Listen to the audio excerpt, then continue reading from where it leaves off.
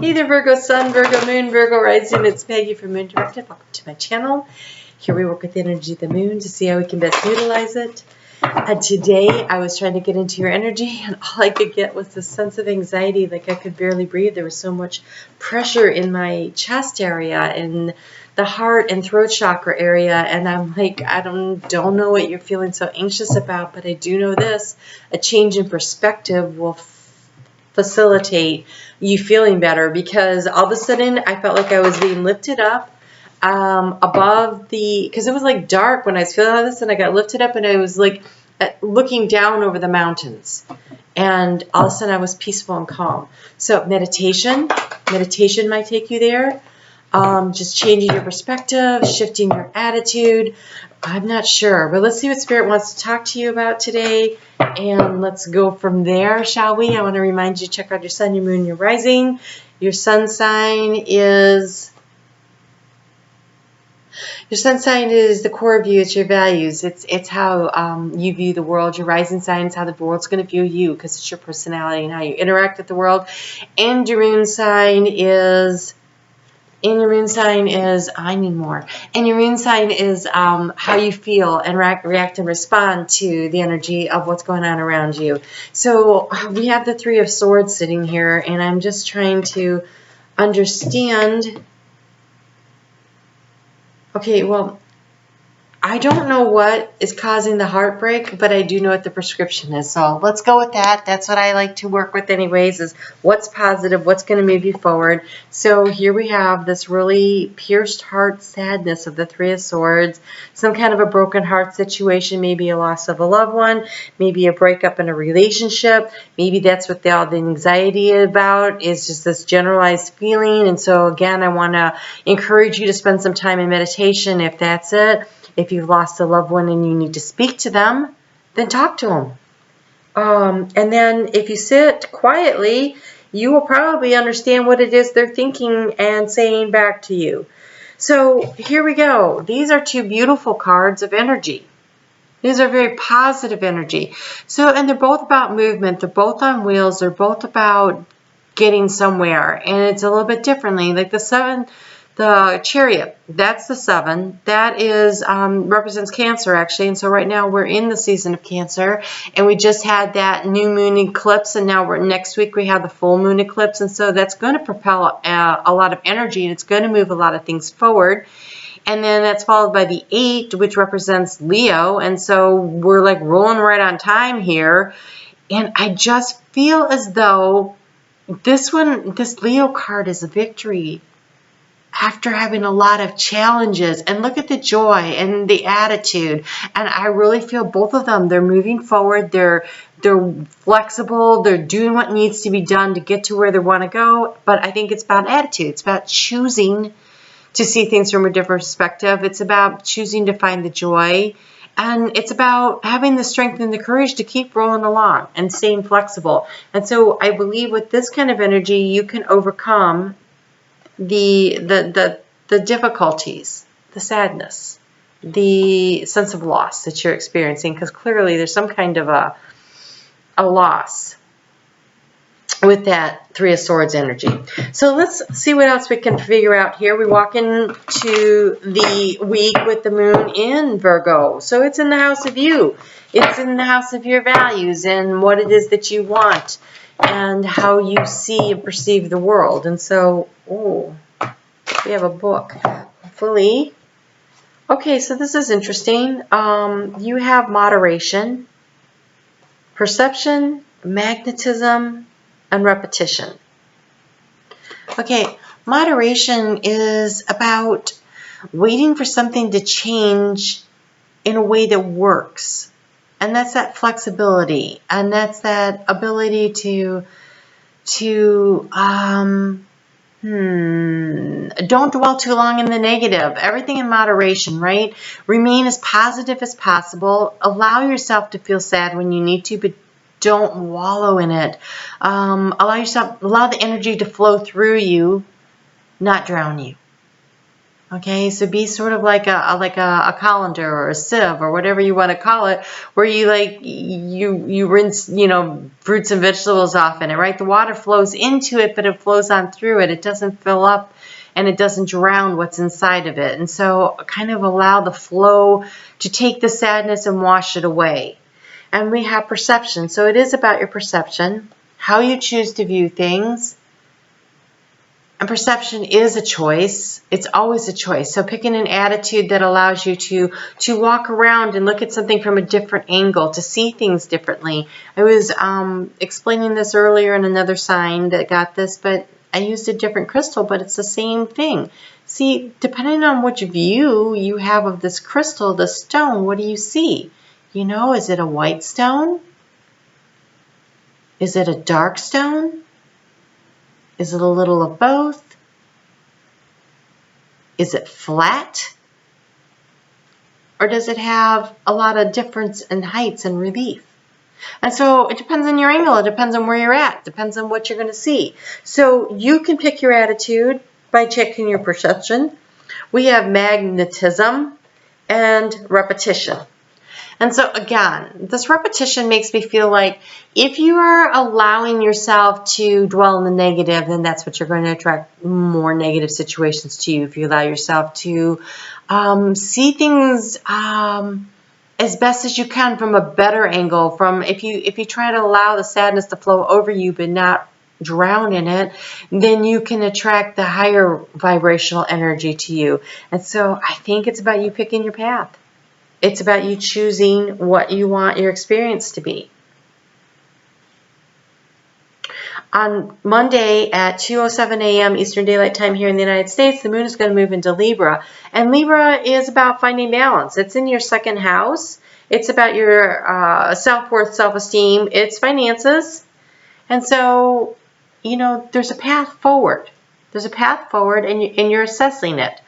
I wanted to get a little help this week on this Libra energy because we're between these eclipses, and I really thought it was a good time to try to check in with our chakras and see where we need to balance ourselves. And so I'm using a chakra oracle deck. I think it's called Wisdom of the Chakra. It's in the description box. But let's just see. Okay, so. Okay, so Virgo, I'm not surprised at all. I'm giggling because you have perfection. This is root chakra work. This is feeling like I make mistakes and therefore I'm not worthy of, I don't have because I screwed up. It's that kind of energy, which is such a fallacy, and you need a better way of looking at things. Okay, we don't make bad choices, we make choices. And we aren't perfect, because if we were perfect, we'd be boring. So we all came with our gifts and our energies to share with the world, and we came here with lessons to learn. And if we're not learning lessons, then we're not advancing our souls. And if we're not advancing our souls, we can't open up the treasure box that we brought to share with the world. And so it is through the mistakes that we grow, that we learn, that we polish, that we become more uniquely ourselves, which is what we need, is more unique individuals and not cookie cutter perfect people who never mess up. It is in making mistakes that makes you special. And then we have passion. This kind of looks like this energy from the strength card here, right? This passion, this doing what you really love to do, finding the joy in this. This is the sacral chakra, which is the second chakra, and this is about your self-worth, self-esteem, self-value, and we're right there in your second house.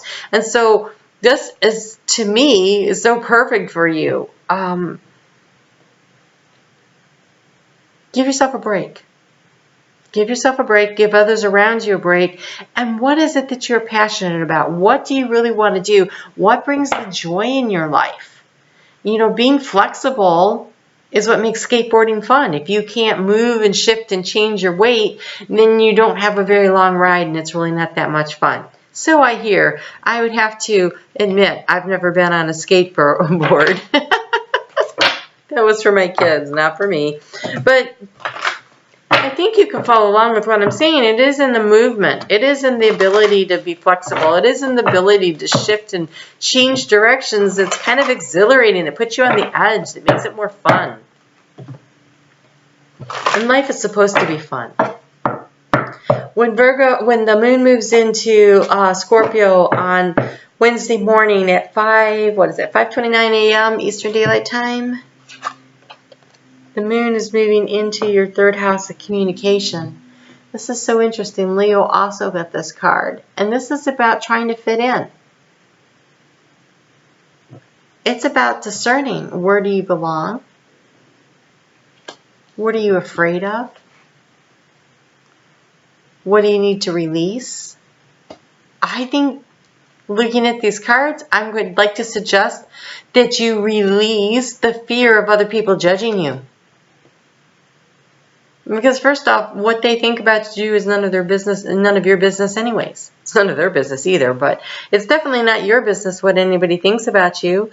If you are not being authentically you, because you're so busy trying to be perfect, and they have this card here too. So if you have Leo in your chart heavy, this is important. If you are really trying so hard to fit into a group, a situation, a community, a family, a business, if you are working so hard to fit in that you are morphing who you really are and you are not willing to stand up for who you are and be yourself, then you are denying yourself and the world of your beautiful gifts, of the specialness of being who you uniquely are. If you're feeling anxious and stressed out because you think you won't be acceptable for who you are, then change your perspective, get a higher perspective, and understand that the divine that sent you here, that you are co-creating with, loves your individuality, loves the fact that you make mistakes. Because when you make a mistake, that's not a mistake, that is an opportunity for growth. There are no bad choices, there's only choices. And every choice leads to an opportunity to learn something. And sometimes we learn something works better than another way, but we're always learning. And on Friday and Saturday and Sunday, the moon is going to be in Sagittarius, which is about, for you, that's in your fourth house of home. But it's about establishing those safe and healthy boundaries for yourself, not letting people dictate to you how things should be and you not dictating to others, protecting yourself but not overprotecting, having the willpower to stand up for yourself. To not feel like you have to morph yourself to fit in, but that you get to be who you are. And when you focus on the changes that you want to bring into your life, that's what transforms it. And you have taken action. I enthusiastically embrace life's boundless possibilities. There's so much opportunity out there. There's so much opportunity out there if you could just be willing to be yourself. You are perfect the way you are. Really. Would we like to do something better? Would we like to learn a new skill? Would we like to try to do that again and say, oh, wait, maybe I could do that better? Well, of course. And there's nothing wrong with that. So perfecting a skill, managing a situation by learning from it, that's growth. Okay? That's fine. Saying, Virgo, you wouldn't do this because you're a mutable sign. You're adaptable and you're willing to change. You are flexible. But saying that, well, that's just the way it is and I'm not going to change for anybody, that's okay too. There's not as much room for growth in that though. But if that's who you are and that's how you feel, then you're still being you. And that's okay. Ooh, you have red. Free yourself from pain. Let me go back to that Three of Swords. So the way through this pain is to stop being so hard on yourself. Be kind to yourself. Love yourself. Be willing to make mistakes. Chase down your passions. Move yourself forward. Find the joy.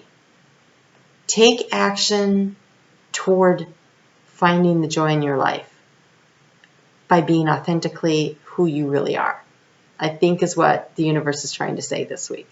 So even if it's some small little thing that you do to, let's see, let's release the pain. I feel like you don't want to leave it there.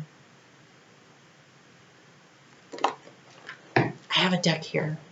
I'm going to grab you another card because I feel like releasing the pain just seems like, oh, release the pain. That I want a more practical step. Let's release the pain. What? Okay, sure. That's like somebody saying, oh, just get over it. So journal. Journal's a great way to release the pain. Walking in nature when you're feeling down and just going out and being where you are. Practice just breathing, exhaling. So inhaling clean energy and exhaling the harsh negative energy. So you have maintain hope and move and adapt. That looks an awful lot. Move and adapt is definitely like that chariot energy, right? Of the on the skateboard, moving, shuffling, adapting to the situation, and maintaining hope that you can overcome anything, that you can be this victorious no matter what the circumstances are. So I think releasing the pain means let it flow over you, let it flow through you, but don't hang on to it. And allow yourself time to heal. It's going to take time, but hanging on to it, dwelling in it is too much. It's too much. So feel the pain and then breathe it out. And even if you only let it go for 5 minutes, that's a start. Okay? So maintain hope. You will move through these times that are difficult. Just keep adapting, keep shifting, keep staying busy. I want to say stay busy. Find something to do so that you're not sitting there. Because look how she's just sitting. She's just sitting in sadness. Don't sit in sadness. Go out for a walk. Change your energy. You know? All right. You take care and we'll talk soon.